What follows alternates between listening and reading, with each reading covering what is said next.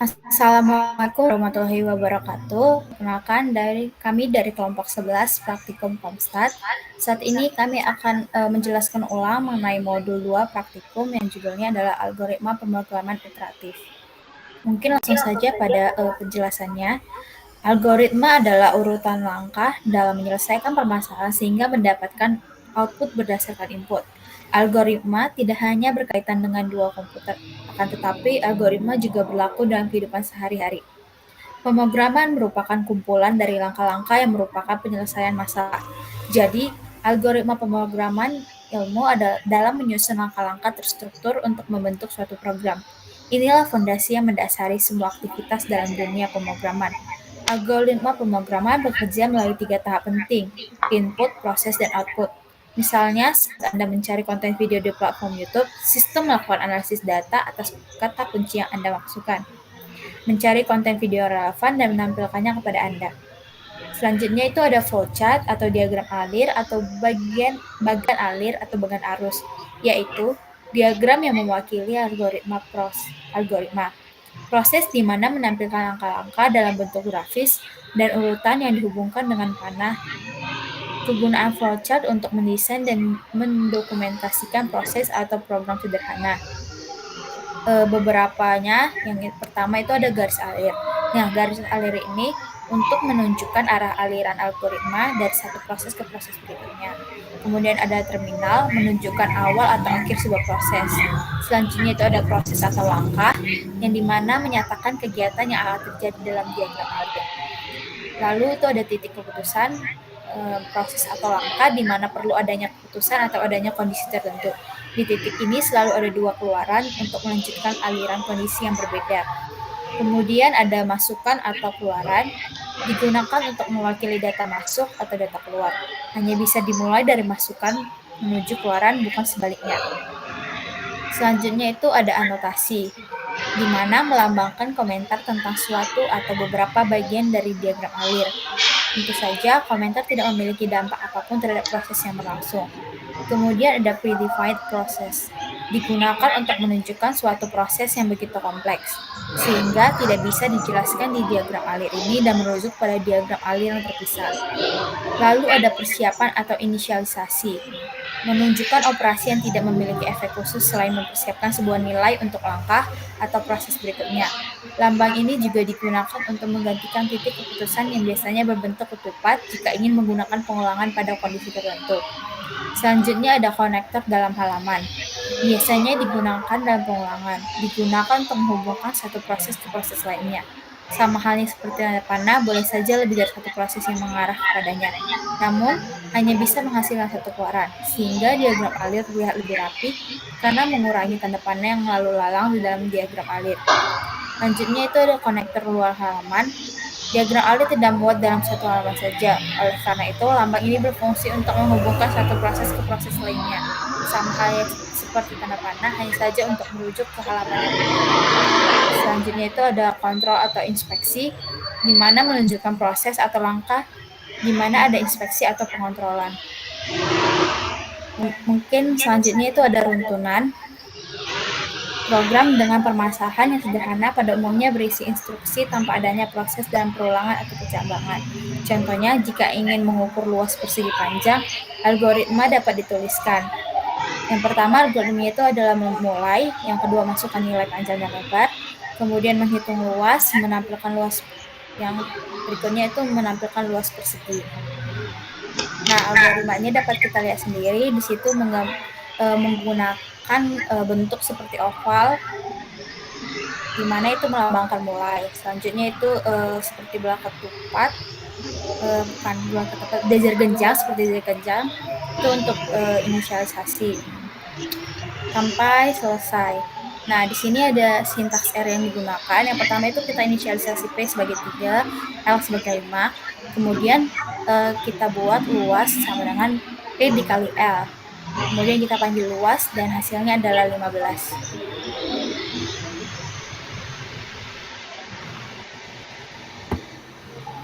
Selanjutnya yaitu pemilihan atau percabangan. Pada umumnya, satu langkah tidak dapat memenuhi suatu persyaratan tertentu, sehingga kita membutuhkan struktur percabangan agar memenuhi beberapa persyaratan. Percabangan yang mungkin terjadi yaitu 1. Percabangan satu kasus, 2. Percabangan dua kasus, 3. Percabangan 3 kasus atau lebih. Yang pertama yaitu percabangan satu kasus. Contohnya yaitu memeriksa apakah suatu bilangan n lebih kecil daripada 20. Langkah-langkah algoritmanya dapat ditulis. Yang pertama mulai, kedua input bilangan, ketiga memeriksa jika n kurang dari 20 maka outputnya bilangan lebih kecil dari 20. Yang terakhir yaitu mengakhiri. Berikut merupakan flowchartnya. Berikut merupakan sintaks R-nya. Yang pertama yaitu menginisialisasi bilangan 25. Kemudian memeriksa apakah bilangan kurang dari 20 menggunakan fungsi percabangan if. Di mana if bilangan lebih kecil dari 20 maka akan di-print bilangan kurang dari 20. Jika tidak, maka akan di-print false. Karena 25 merupakan bilangan yang lebih besar dari 20, maka outputnya bukan false. Yang kedua yaitu percabangan dua kasus. Contohnya, berdasarkan usia seseorang, kategorikan mereka sebagai anak-anak yaitu 0 sampai 12 tahun dan remaja yaitu 13 sampai 17 tahun. Langkah-langkah algoritmanya dapat ditulis. Yang pertama mulai, kemudian input usia, yang ketiga memeriksa, yang jika usia kurang dari 12 maka outputnya anak-anak, kemudian jika usia di antara 13 sampai dengan 17 tahun maka outputnya remaja. Contoh tersebut merupakan contoh dua kasus karena kondisi yang diperiksa ada dua kasus. Berikut merupakan flowchartnya. Sintaks dalam R-nya, yang pertama diinisialisasi usianya 13, kemudian dicek kategori usianya. Jika usianya kurang dari sama dengan 12, maka outputnya adalah anak-anak. Jika yang lain maka outputnya remaja. Karena 13 lebih dari 12 maka outputnya mengeluarkan remaja. Nah, yang ketiga contoh percabangan 3 kasus, di mana percabangan 3 kasus merupakan percabangan yang memiliki kondisi atau persyaratan tiga kondisi. Contohnya yaitu untuk mengevaluasi nilai angka suatu mata kuliah dan mengkategorikannya sebagai rendah, sedang, atau tinggi. Kita bisa membuat algoritma dan flowchart sebagai panduan dalam implementasi program dengan ketentuan jika nilai kurang dari 50 maka dikategorikan sebagai rendah, jika nilai lebih dari 50 dan nilai kurang dari sama dengan 80 maka dikategorikan sebagai sedang, dan jika nilai lebih dari 80 maka dikategorikan sebagai tinggi.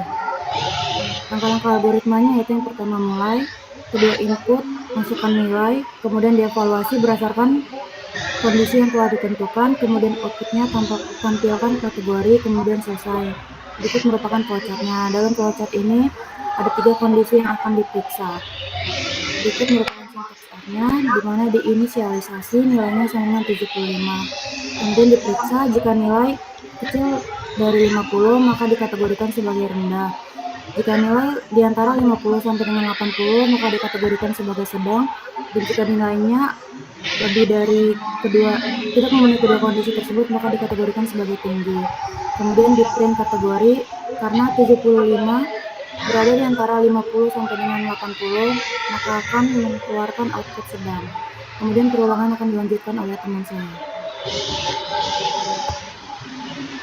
Setelah untuk struktur algoritma yang ketiga ada perulangan, di mana di dalam perulangan ini ada 2 bentuk perulangan. Yang pertama adalah perulangan for.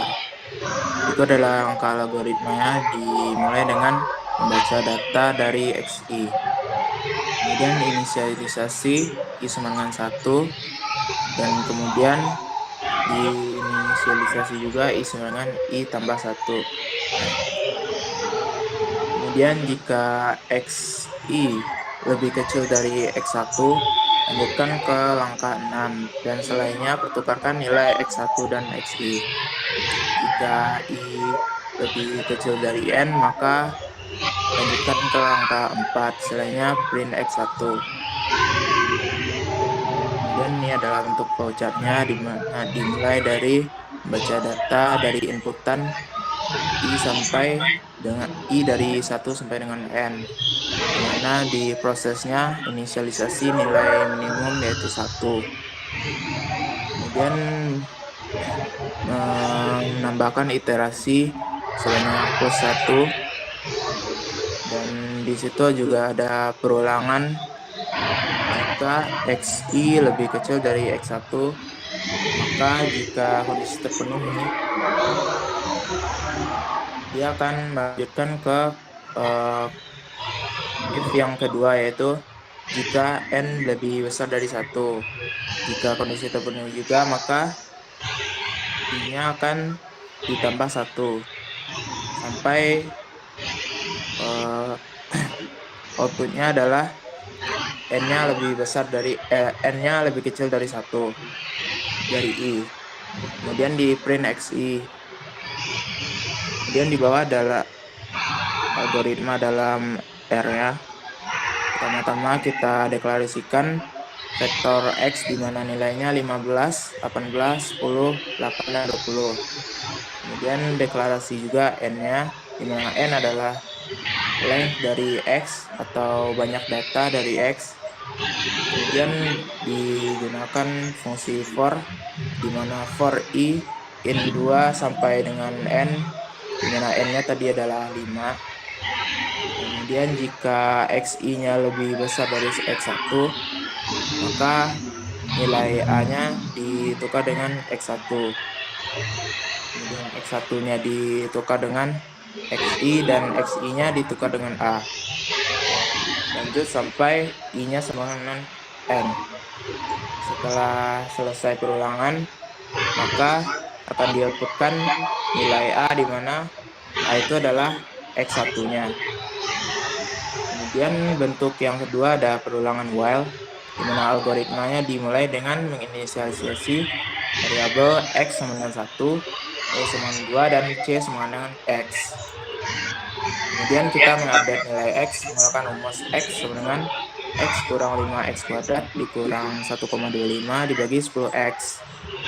Kemudian hitung selisih dari nilai absolut x dikurang c.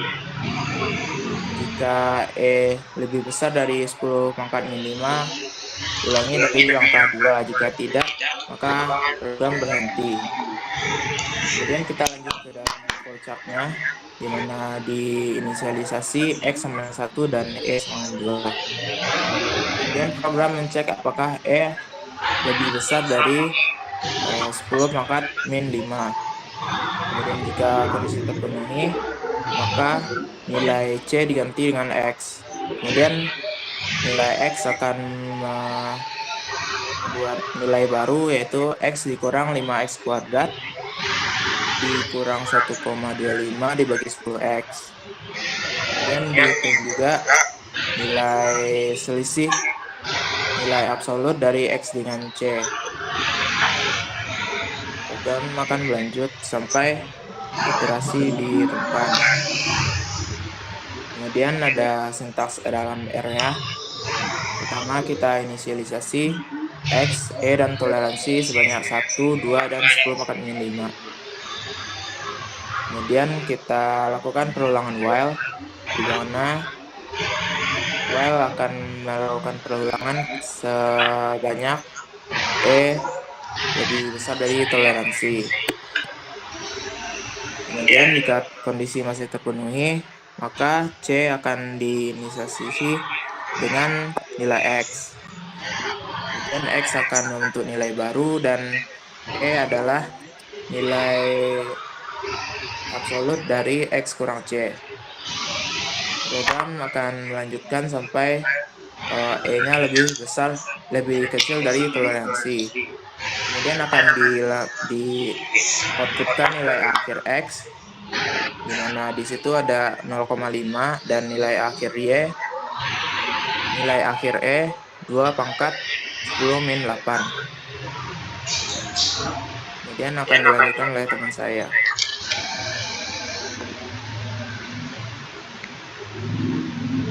Selanjutnya akan ke pengurutan atau sort. Nah, di sini kita contoh algoritmanya itu untuk mengurutkan nilai xi dari kecil ke besar dengan datanya 15, 18, 10, 8, dan 20. Nah, langkah awalnya pertama kita algoritmanya itu kita mulai, lalu membaca data xi-nya yang tadi sudah disebutkan. Kita inisiasi n-nya itu n itu sama dengan 5 karena itu panjang datanya. Inisiasi i-nya sama dengan 1 dan j sama dengan i plus 1. Jika XI kurang dari XJ, maka kita lanjut ke langkah selanjutnya. Selainnya, pertukarkan nilai XJ dengan XI. Langkah ketujuh, J sama dengan J plus 1.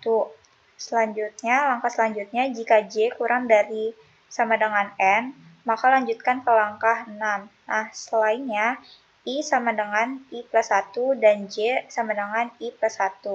Langkah ke-9, jika I kurang dari sama dengan N, maka lanjutkan ke langkah 6. Dan selain dari itu, printkan XI sama dengan I sama dengan 1 sampai nilai Kn.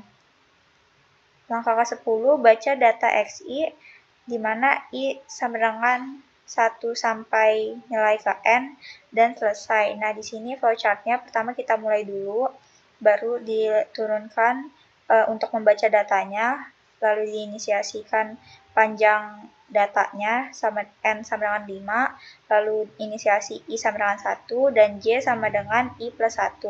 Lalu dilakukan pengecekan apakah XI kurang dari XJ. Kalau betul atau true, maka J akan ditambahkan nilai 1. Jika tidak, maka pertukarkan nilai XJ dengan nilai XI. Nah, tadi yang XI kurang dari XJ, jika benar, dilanjutkan lagi, dicek apakah J kurang dari sama dengan N. Jika iya, maka ulangi ke perulangan yang XI kurang dari XJ. Kalau salah, dia lanjut ke I sama dengan I plus 1, lalu dilanjut lagi ke J sama dengan I plus 1.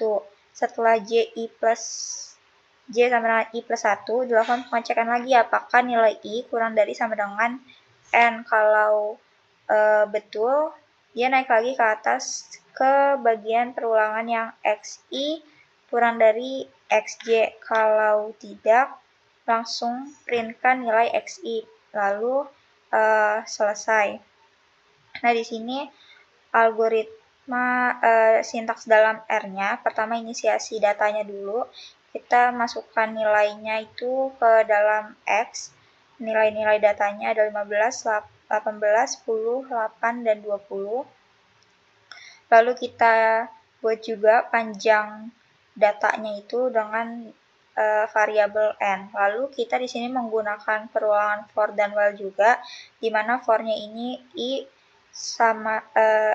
in 1 sampai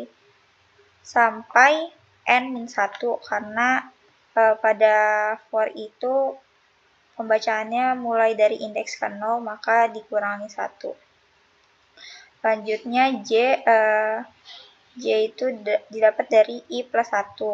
Lanjut ke while-nya itu, J diinisiasi dengan N untuk perbandingan dengan elemen berikutnya. Jika XI lebih besar dari XJ, maka tukarkan nilai XI dan XJ. Seperti yang ada di sini. XI diganti dengan XJ dan XJ diganti dengan temp. Temp itu dimasukkan menjadi XI. Lalu di sini increment J dijadikan J plus 1. Setelah dilakukan operasi, maka untuk menampilkan datanya di sini kita menampilkan hasil dengan cat, terus diberikan kalimat data yang diurutkan adalah dimasukkan angka X-nya, variabel X-nya yang sudah diinisiasi di atas, dan ditambahkan N untuk spasinya itu. Jadi data yang setelah diurutkan, setelah dioperasikan, maka yang dihasilkan adalah nilai hasil yang ditampilkan adalah 8, 10, 15, 18, dan 20. Selanjutnya itu ada kesimpulan. Nah, maka kesimpulan yang didapat adalah bahwa algoritma merupakan urutan langkah dalam menyelesaikan permasalahan sehingga mendapatkan output berdasarkan input. Beberapa elemen dari flowchart yang udah dibahas tadi itu ada garis alir, proses atau langkah, titik keputusan, masukan atau keluaran, inisialisasi, konektor, dan lainnya. Untuk struktur dari algoritma sendiri itu ada runtunan, percabangan, dan perulangan. Serta juga ada tadi sort atau pengurutan. Kemudian untuk percabangan itu ada yang satu kasus, dua kasus, dan tiga kasus. Kalau perulangan itu ada yang menggunakan for, yang mana perulangan sudah diketahui. Dan ada juga yang menggunakan while. Mungkin sekian dari penjelasan dari kelompok 11. Apabila ada kesalahan dan kurangnya kami mohon maaf. Sekian dan terima kasih.